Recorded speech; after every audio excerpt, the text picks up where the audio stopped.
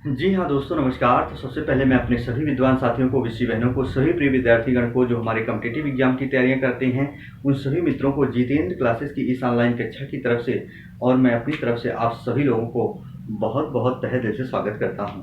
प्रिय दोस्तों, जैसा कि अपना बिंदु जो चल रहा है, याद रखना साहित्य का रस चल रहा है विद्यार्थीगण भाग, और रस का कौन सा पार्ट आज हम पढ़ने वाले हैं, याद रखना करुण रस पढ़ने वाले हैं। करुण रस का स्थायी भाव क्या होता है? शोक होता है। उससे संबंधित जो उदाहरण होते हैं, विद्यार्थीगण तमाम भूमिकाओं पर चर्चा करेंगे। इससे संबंधित जो विद्यार्थीगण जो विषय बहने नए हो चैनल को सब्सक्राइब कर लें, लाइक कर दें विद्यार्थीगण। और जो चीज़ें ना समझ में आई हो, जितेंद्र सर के साथ जुड़िए, कंसेप्ट वाइज पढ़ने का प्रयास करिए।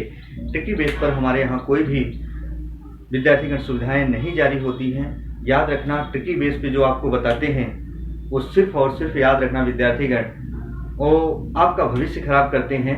तो ट्रिक बेस पर ना पढ़कर कंसेप्ट वाइज चीज़ों को पढ़ें, समझ कर पढ़ें। आइए जरा हम देखते हैं दोस्तों, आज हम पढ़ने वाले हैं क्या? करुण रस। करुण रस का स्थायी भाव क्या होता है? जी हाँ, करुण रस का स्थायी भाव क्या होता है प्रिय दोस्तों?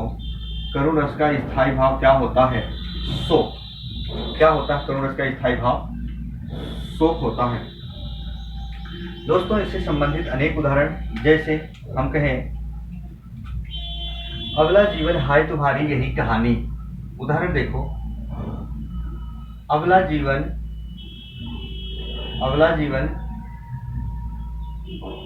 हाय तुम्हारी यही कहानी। बहुत प्यारा एग्जाम्पल दोस्तों, अगला जीवन हाय तुम्हारी यही कहानी। अरे कहते हैं आंचल में है दूध और आंखों में है पानी। जी हाँ, जैसे देखो, आंचल में है दूध, आंचल में है दूध और आंखों में है पानी, और आंखों में है पानी। विद्यार्थीगण जरा देखते हैं क्या है आंखों में है पानी। यह पहला उदाहरण हो गया। ऐसे आता है करुण रस, है ना? करुण रस का स्थायी भाव क्या होता है? शोक होता है। इससे संबंधित तमाम एग्जाम्पल हैं विद्यार्थीगण। जी हाँ, ऐसे आता है दूसरा उदाहरण, शोक विकल सबरो हिरानी। जी हाँ दोस्तों, आता है शोक विकल सब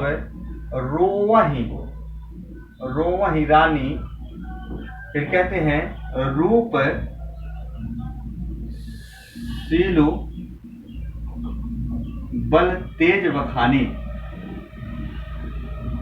रूप सीलु बल तेज बखानी। अरे कहते हैं करे विलाप अनेक प्रकारा। क्या विद्यार्थीगण? करे विलाप अनेक प्रकारा, परे भूमि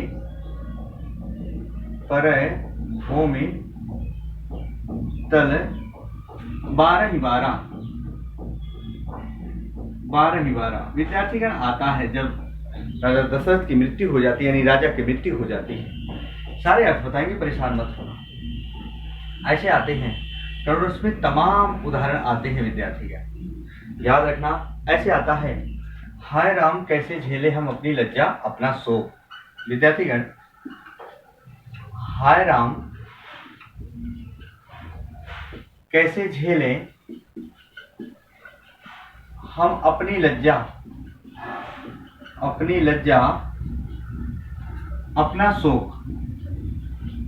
अपना शोक। अरे गया हमारे ही हाथों से अपना राष्ट्रपिता परलोक। फिर क्या होता है? गया हमारे ही हाथों से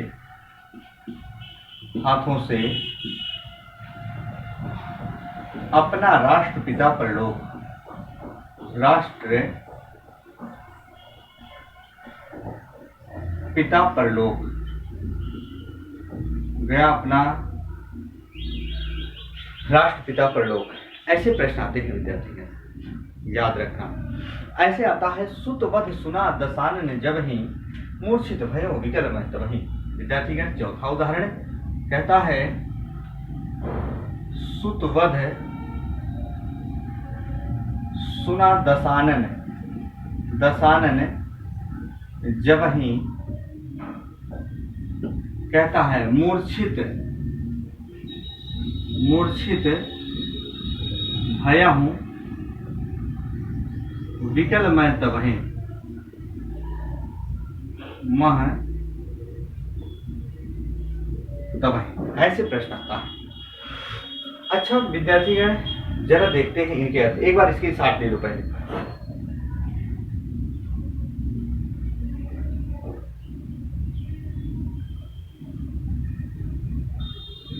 है ना विद्यार्थीगण, प्रश्न बहुत हैं और जो बताएंगे वही ध्यान में आएंगे। ऐसे कहा था विद्यार्थीगण, आपने सुना होगा कि दुख ही जीवन की कथा रही। विद्यार्थीगण जैसे हम यहाँ लिख दे रहे हैं, दुख ही जीवन की कथा रही, दुख ही जीवन की कथा रही, की कथा रही। अरे कहते हैं क्या कहूं जो नहीं कही, क्या कहूं जो नहीं कही। दोस्तों जरा देखते हैं, अगला जीवन हाय तुम्हारी यही कहानी, आंचल में है दूध और आंखों में है पानी। जी दोस्तों, अगला किसे कहा जाता है? एक असहाय स्त्री, असहाय स्त्री यानी पतिहीन स्त्री को, पतिहीन स्त्री को ही क्या कहा जाता है? अबला। अबला जीवन हाय तुम्हारी यही कहानी, आंचल में है दूध और आंखों में है पानी।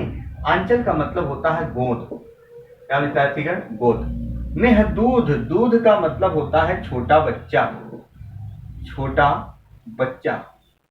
और आंखों में है पानी, पानी का मतलब क्या विद्यार्थीगण? आंसू, क्या? आंसू। कहानी क्या है?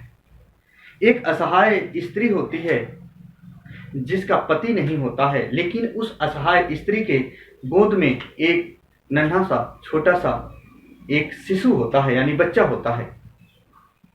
और जब जो पतिहीन स्त्री है उस बच्चे का मुख देखती है, यानी छोटे बच्चे का मुख देखती है, तो बच्चे का मुख देखते ही उसके आंखों में आंसू आ जाता है, क्योंकि उस बच्चे के आगे पीछे कोई नहीं होता है।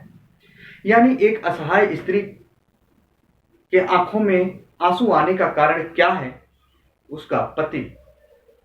यानी विद्यार्थीगण इससे ये पता चला कि एक स्त्री का उसका पुरुष ही उसके जीवन में सब कुछ होता है। तो विद्यार्थीगण याद रखिएगा, उससे उत्पन्न दुख का कारण करुण रस। कह रहा है अबला जीवन हाय तुम्हारी, अरे यही कहानी, आंचल में है दूध और आंखों में है पानी। दोस्तों शोक विकल सब रोह हिरानी, रूप शील बल तेज बखानी। अरे कहते हैं करे विलाप अनेक प्रकार, परे भूमि तलवार मारा। राजा दशरथ की जब मृत्यु हो जाती है तो याद रखना उस समय राजा के पास बहुत सारी रानियां हुआ करती थी।